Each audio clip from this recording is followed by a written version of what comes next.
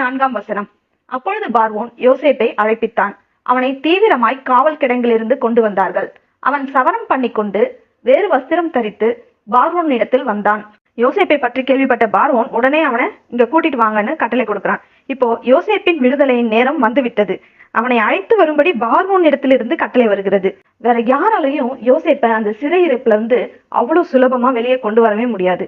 அவனை எப்படி கொண்டு வந்தார்களாம்? தீவிரமாய் கொண்டு வந்தார்களாம்.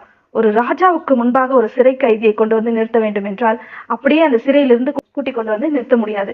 அதனால என்ன பண்றாங்க, அவனுக்கு ஃபுல்லா முடியெல்லாம் வெட்டி ஷேவ் பண்ணி நல்ல ட்ரெஸ் போட்டு சுத்தமா நீட்டா கூட்டு வந்து பார்வோனுக்கு முன்பாக நிறுத்துகிறார்கள். நம்முடைய தேவன் எவ்வளவு நல்ல தேவன்.